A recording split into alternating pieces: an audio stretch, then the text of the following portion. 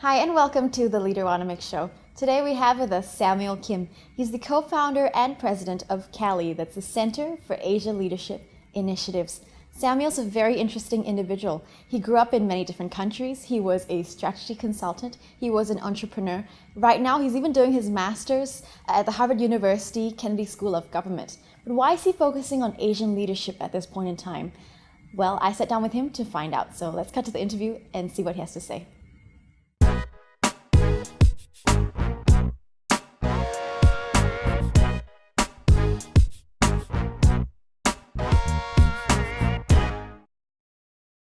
And so thank you for being here, Samuel. Thank you, Lily. So you are the founder and CEO of the Center for Asia Leadership Initiatives. Yes.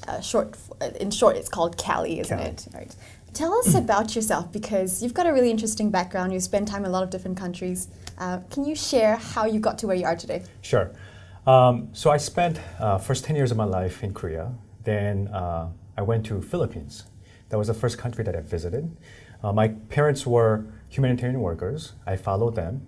And when I got there, I was really shocked. The place I was living in, it was a very humble neighborhood. It's more like a jungle. There was no running water, no electric power. And the people I saw there were very, very underprivileged. Children were not going to the school. People who were sick were not able to go to hospital.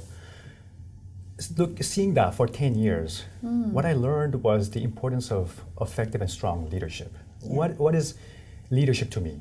Why is leadership so important? What is governance? So I've learned a lesson of the importance of these two, knowing that it is really what effective leadership matters, that it will affect the people. I think that's really interesting. You've actually hit something, because Leaderonomics is in leadership too, and some people say leadership, what's that got to do with anything? Right. But it relates to so many things, right? Yes.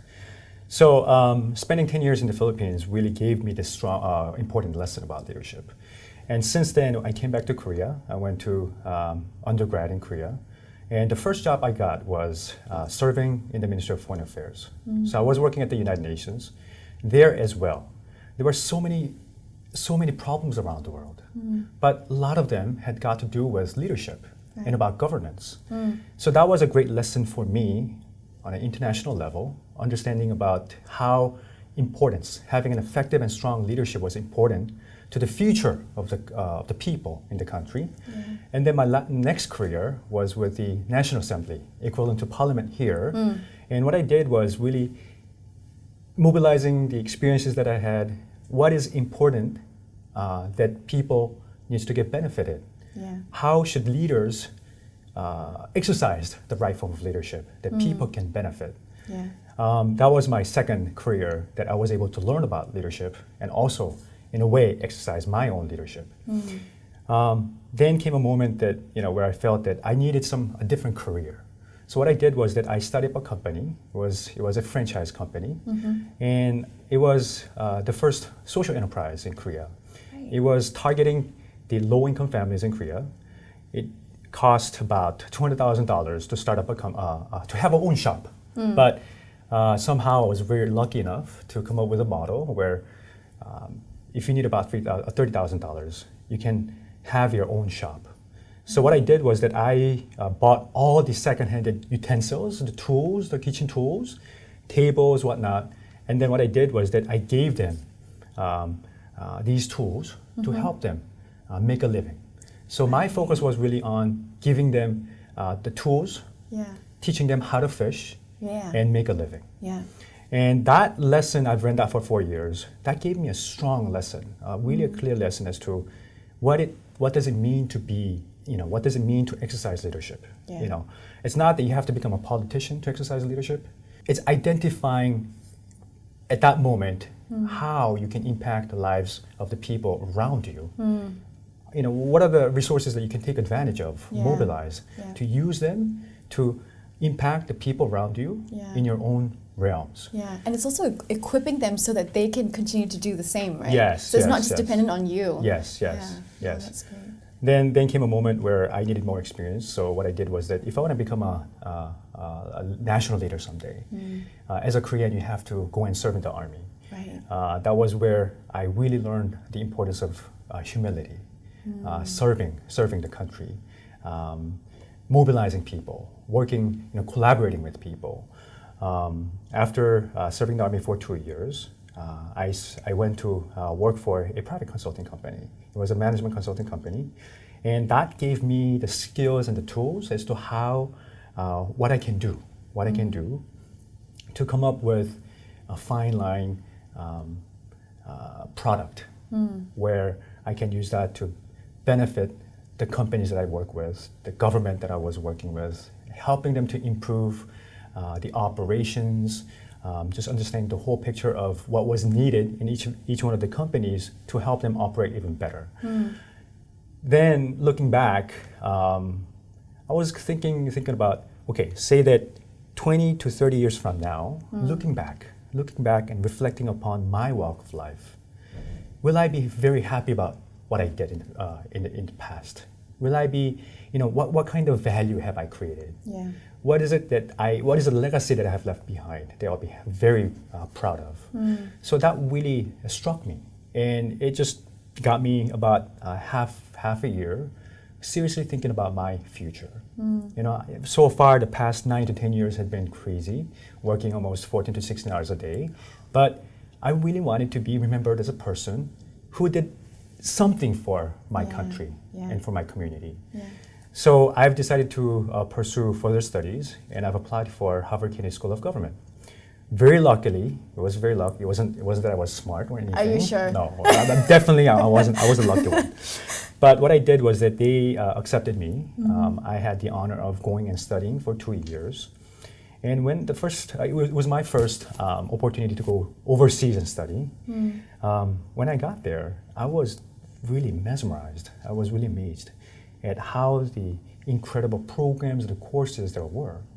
But you know that studying in the U.S. is really, really expensive. Yeah. It cost about $75,000 to study. Yeah.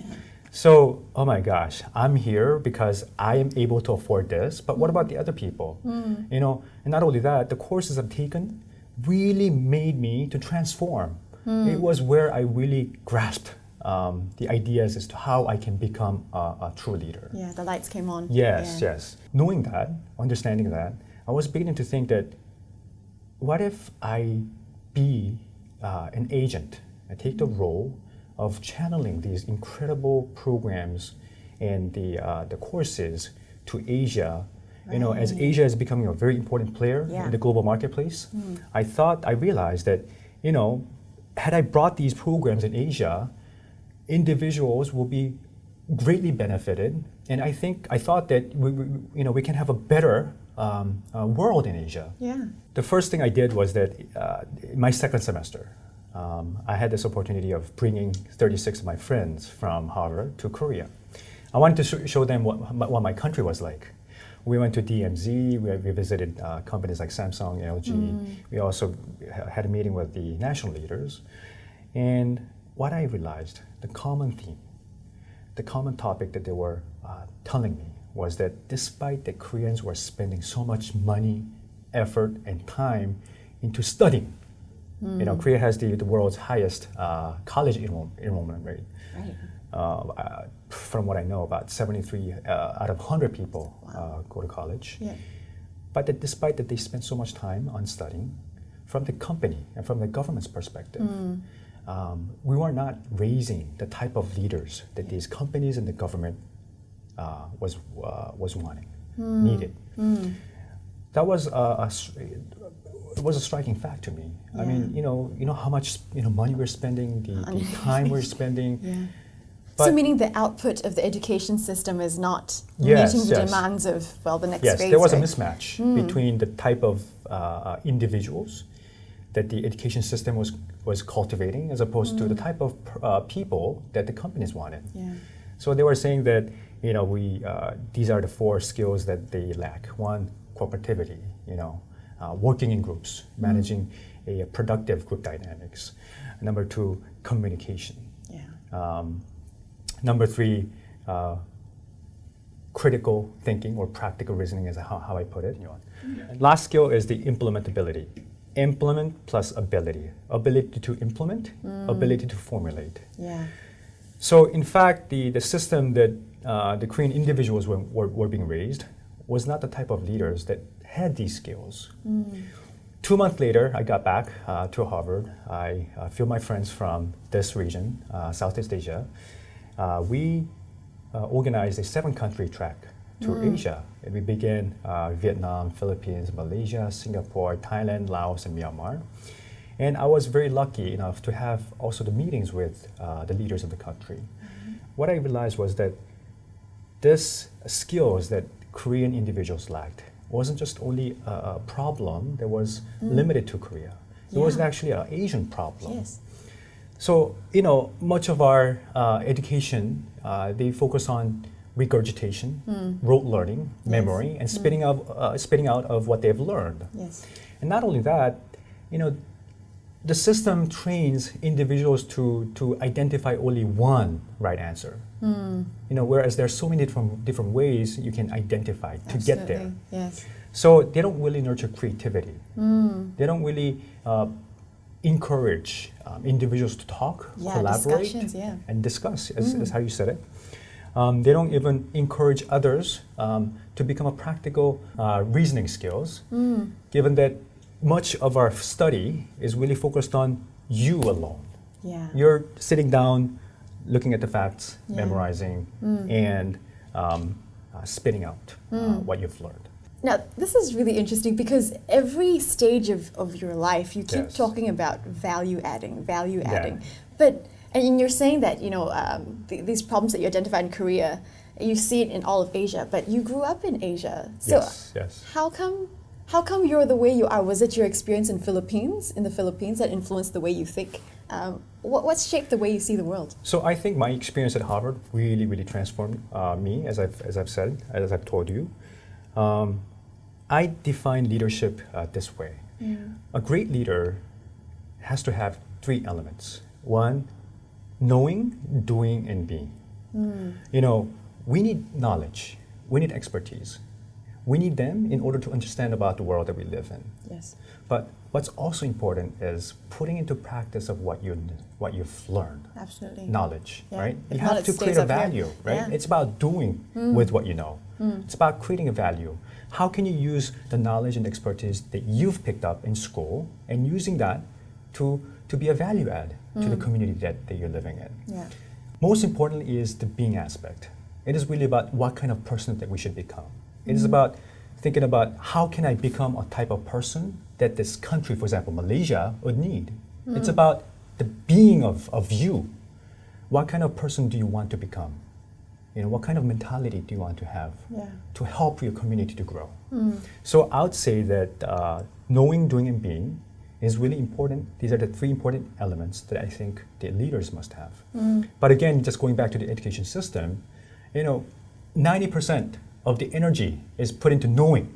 Yeah. They don't really teach about what to do, how to do with what you know, and about what kind of person that you should become. Yeah. So I saw a deficiency in the system that we had, and so that what I saw my role was that why not that I bring the skills and the tools I've gained To help and in also- steps 2 and 3. Yes. Yeah. To bring it to Asia by bringing him, channeling the best practices, the world-leading best practices at Harvard, MIT, and Fletcher, to Asia, where by using these skills and the tools, I thought that the impact would be immense enough to bring about a change in this region.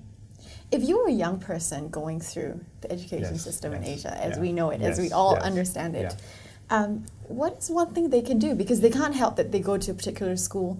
Well, what can they do to really cultivate this sort of, like you say, not just knowing, but doing? And because that's a mindset shift. What can they do? I think I've had a workshop today. There were about 40 young Malaysians in my workshop. That was the question that one of the individuals asked me, and I found that question very, very good. To that question, my answer was that, of course, if you're a student, what you need to focus on is knowing part. Again, knowing and expertise or knowledge or expertise is the foundational element to next doing and being. So at this time, this is the perfect timing for that person to acquire whatever knowledge so you can have a better understanding of the world that you're living in. And then somehow, not only that, but also exposing yourself to all different kinds of experience. Yeah. You know, and one thing that I've stressed on was do community service. Engage yourself in community service. Great. And not only that, engage with other people. You know, by talking to other people. I mean, I told them that many of my ideas came from by having a conversation with other people. I mean, they are the ones who are helping me to craft, to mold the idea, the very fuzzy idea that I have, but it's the help that I'm getting. A lot of the creative ideas, innovative ideas are drawn from the conversation that I have with people. Sure. Not only that, again, going back to the community service, by serving others, you learn about the values. It helps you to learn about how you can be the type of person that this country needs. But also, this is more of a practical thing, but I've actually told them to spend time learning about the current affairs through the use by reading a magazine. Learn how other people think. And learn about different perspectives out there in the world. Absolutely. And so, of course, there is not much that people can do or the students can do, but in their own realms, there's so many different ways that they can pick up the skills, the mentality that they need, and the knowledge that they have. But again, this event that we're having here in Sunway, we've limited the age group to 16 to 26. The reason for doing so was that I saw this age group very critical. This was the age group that many were thinking about, what am I going to do for my future career? It is at a time where, it will be their highest level of uncertainty, right?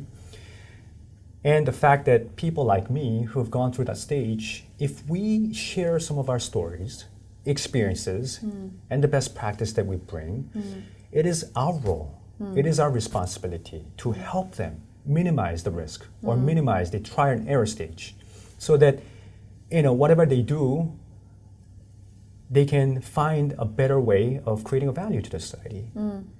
We're mentors by sharing our stories and experiences. I think I should tell you this. We have 9 fellows from Harvard. For choosing these 9, we had to interview 40 people. But there were 3 things that had to be met, requirements. One, they need to have they need to have a story of failure.